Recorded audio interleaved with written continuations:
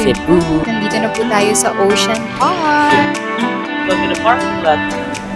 Finally, nakauwi na rin.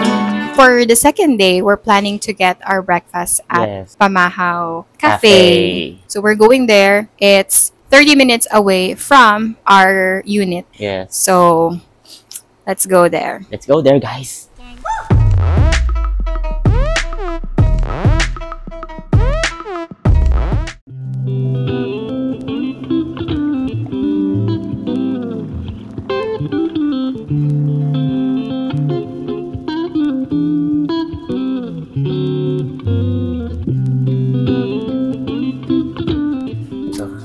Hi guys, so we're here now at Pamahaw Cafe, which is in Lahug.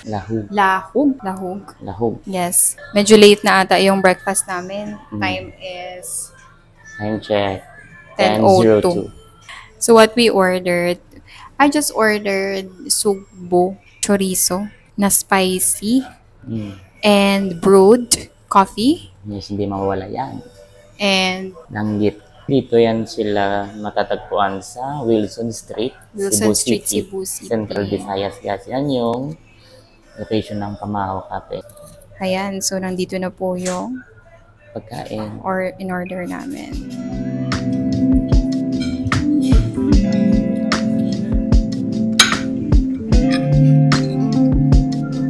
Langgit nilagay siya. Langgit, masarap.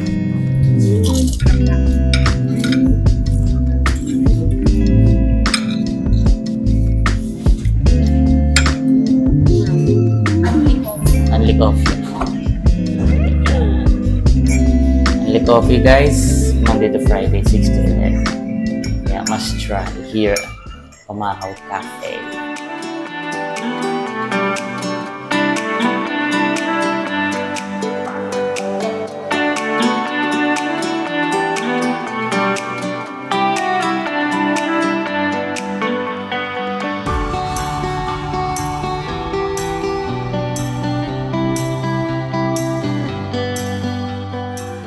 Hi guys, so we're here now at Temple of Leia. How much for the entrance? The entrance is 130 pesos. Yung parking, may fee din is 30 pesos.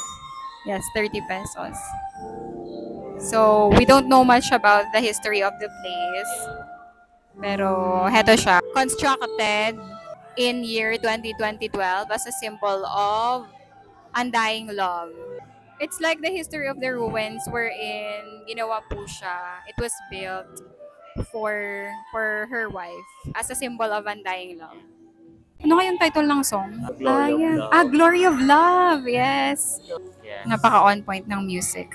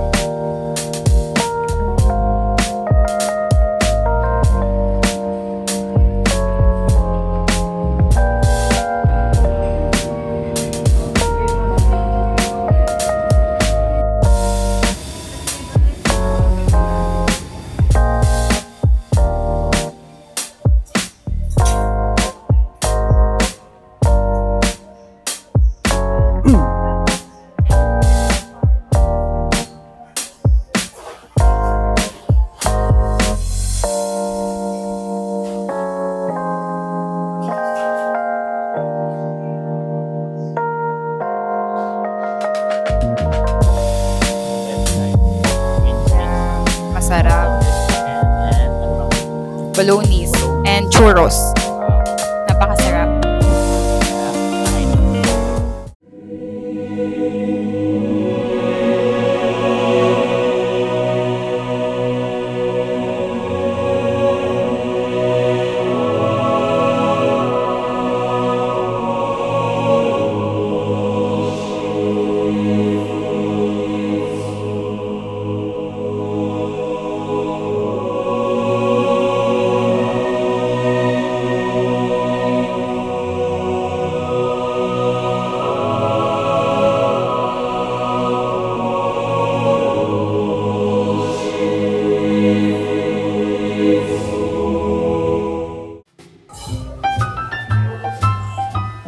So, nandito po tayo ngayon sa House of Lechon. Finally, we can taste the authentic Karkar Lechon here in Cebu.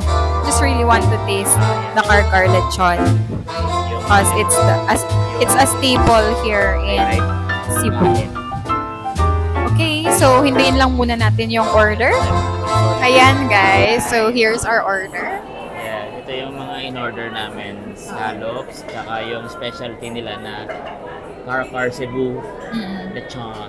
So aside from the Karkar Lechon, bestseller din I think nila yung scallops. Yan, masarap yung scallops guys. And yung kanin nila is nakalagay sa isang maliit na kaldero. Ang 1/4 po yung in-order namin. 440 pala yung lechon nila. Yung scallops, I think 240. 240. Yung hanging rice, unfortunately, is not available. Lechon guys. Tikman natin. Yan. Sobrang sarap. Well recommend guys. Lechon. Oh my God. Sarap. Although hindi na siya mainit. Masarap pa rin. Let's try the Pangalawang let's try the skin. Kakainin ko.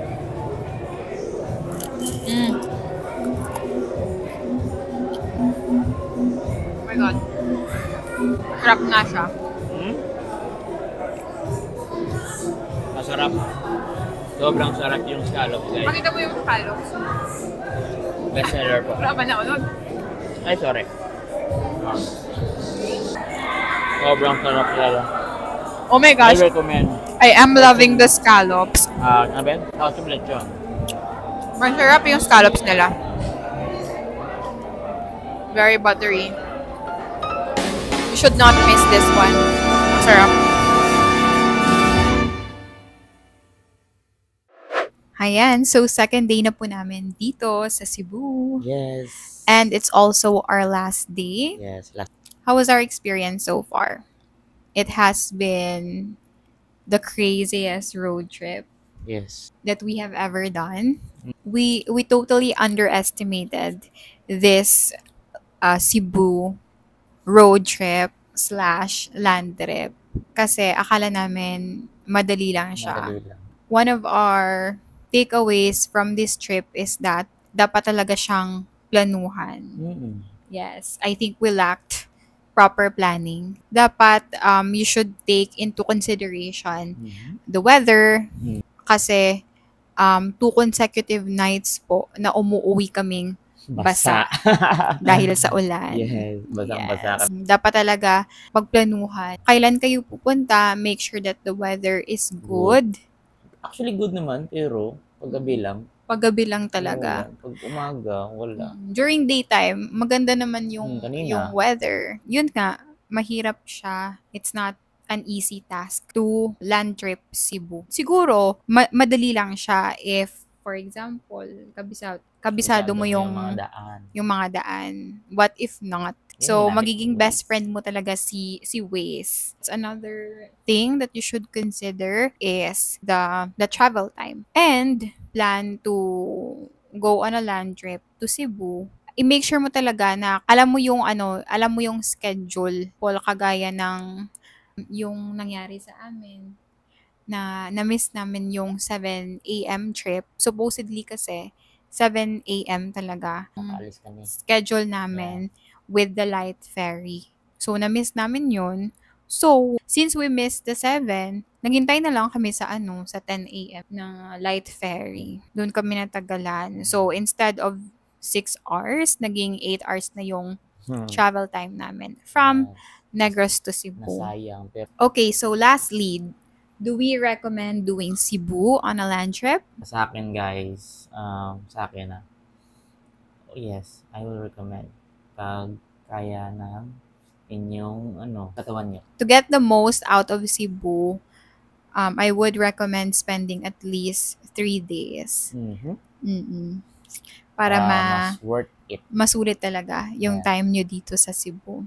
So guys, if you haven't subscribed to our channel yet, make sure you do. Just hit that subscribe button. I will put it here.